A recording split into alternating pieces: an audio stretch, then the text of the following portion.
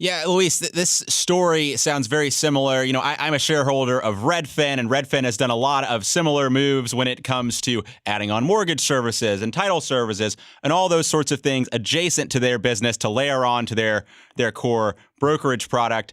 It sounds like what Zillow is attempting to do is a very similar model, driving the costs down with this home iBuying model, and then using that to feed into these other businesses that have clear higher gross margin businesses. So when you look at what Zillow's doing here with iBuying, how does that compare to maybe what Redfin is doing in its business and maybe what other iBuyers are trying to do? Yeah, so Zillow is certainly not alone in getting into this instant cash offer business and flipping homes. There's this whole industry emerging now, and they're referred to as iBuyers. Redfin's a great example.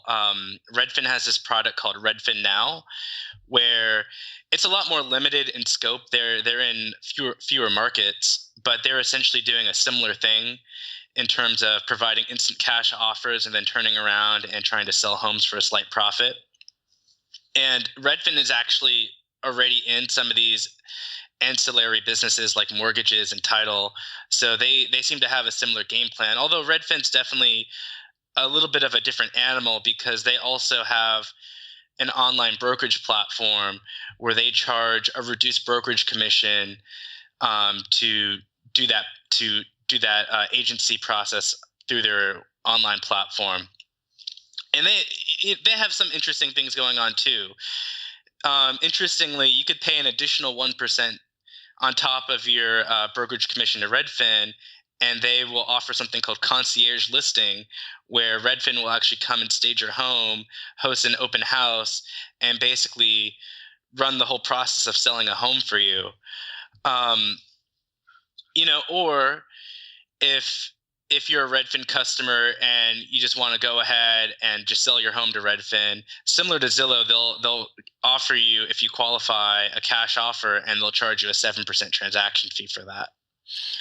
In addition to Redfin, there's quite a few other iBuyers out there, and some of them have their own idiosyncrasies or their own different spins on the process. There's this one service I saw called Knock, which allows homeowners to trade in their homes, kind of how you might trade in your car if you're buying a new car at a dealership.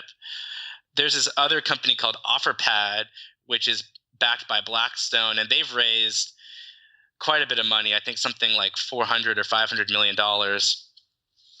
And then there's this other company called Opendoor, which has gotten a lot more publicity, and they're venture backed.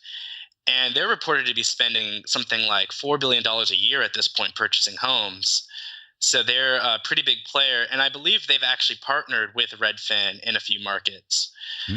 Um, so then the next logical question is, with all these iBuyers, what is the competitive dynamic gonna look like?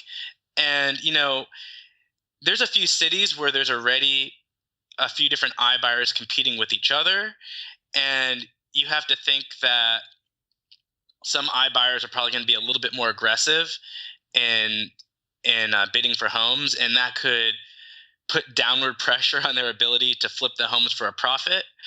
And there's still a lot of markets where there's only one or two or even no iBuyers. So I think this kind of comes back to why Zillow is so aggressively expanding its iBuying business, because it wants to get there first. It wants to get there before other iBuyers can dominate the market.